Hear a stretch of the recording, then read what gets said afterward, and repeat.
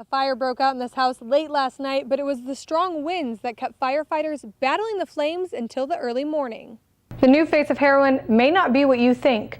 According to the Journal of American Medical Association, the average heroin user today is white, in their mid-20s, with a previous prescription drug abuse problem. This drug isn't just prominent in cities like St. Louis, it's also affecting families right here in the safe, quiet suburbs of St. Charles.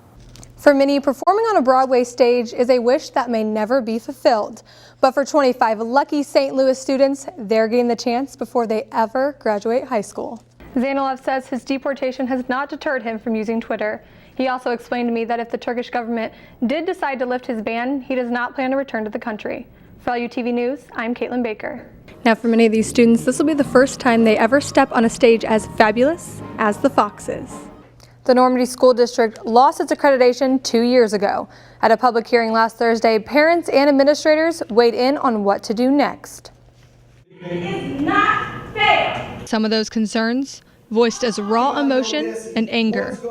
The Normandy Schools Collaborative hearing was open to the public and gave parents an opportunity to voice their concerns to the district. Normandy is done. President of the Board of Education for the City of St. Louis told parents to take action. File a lawsuit for an injunction to stop DESE from either shutting down their school district, merging their school district, or either creating a whole new school district. Normandy intern superintendent Dr. Charles Pearson said parents should be more concerned with helping the students pass the Missouri State Assessment. This is the litmus test. This is it. You do well on this, people say you are performing school. You do poorly on this, people say you are failing school. Paul Davis attended the hearing hoping for new information about the funding for the transfer program, which directly affects his family.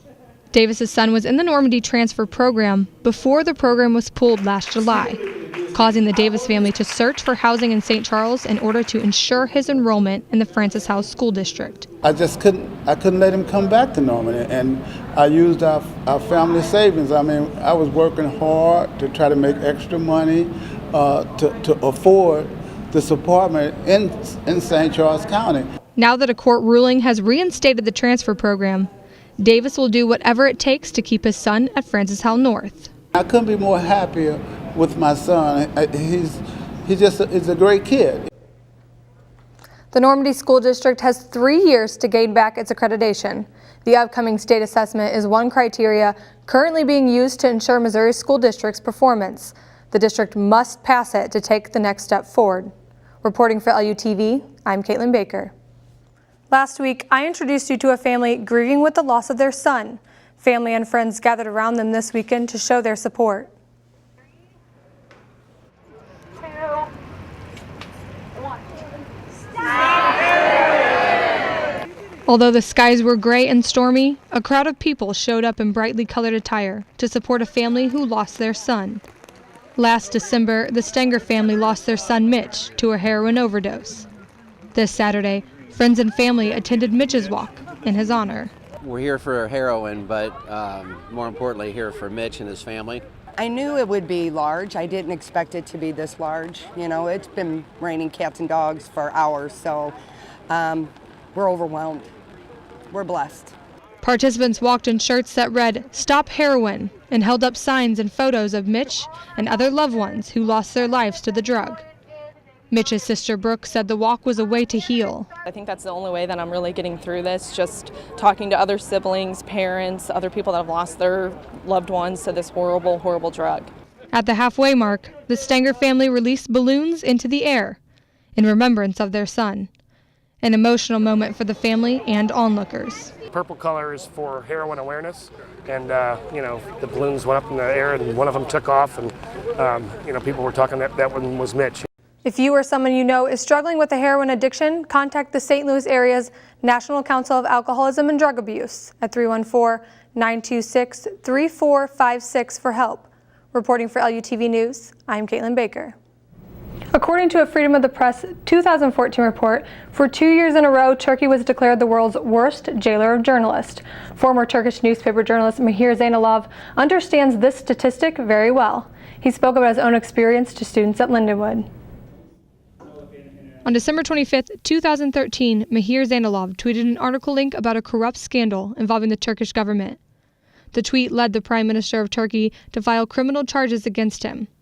By February 5th, Zeynalov was escorted by police through the airport for deportation. He says there are up to 20 articles in Turkish Penal Code restricting the freedom of speech. I'm actually charged with insulting a public official. I just, shared a news report, and then he just said that, you were trying to show us as a government protecting Al-Qaeda, so you insulted me. And then I said that, this is a freedom of speech. I just shared a news report. Pro-government media labeled Zeynalov as a traitor and started a smear campaign against him. But Zeynalov tells me he was only doing his job. As a journalist, your job is to get stories, news reports, developments to people. And Twitter and Facebook are providing that. And if you are saying that, I'm not into that much on Twitter, so that means you are actually failing to do one part of your job. Zeynalov says being deported was emotionally detrimental, but it also meant he was on the right track as a journalist. Lindenwood professor of anthropology and international studies says he has set an example for the industry. In many people's eyes, he has become a kind of an example and a model for what journalism should be. They should be investigating politicians. They should be investigating governments. Zeynalov says his deportation has not deterred him from using Twitter. He also explained to me that if the Turkish government did decide to lift his ban, he does not plan to return to the country. For LUTV News, I'm Caitlin Baker. Welcome to this edition of LUTV News. I'm Caitlin Baker.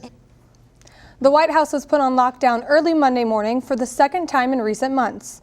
The U.S. Secret Service is investigating a commercially available drone that crashed on the South grounds.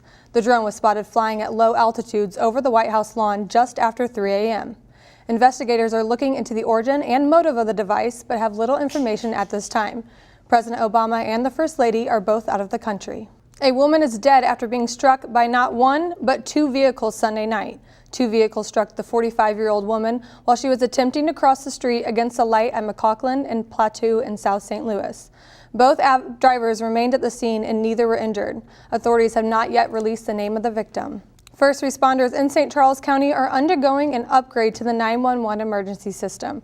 The County Council approved the $3.5 million upgrade and 7-year contract with emergency call workers in October. One of the advantages includes cell phone call mapping, which shows responders an exact location.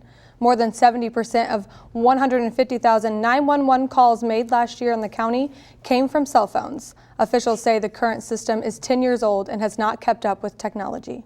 The suicide rate in Missouri has slowly increased. Data released by the American Association of Suicidology reports that in 2012, Missouri had a suicide rate of 15.9%. Per 100,000 people. The national average is 13 suicides per 100,000 people, ranking Missouri 18th in the nation.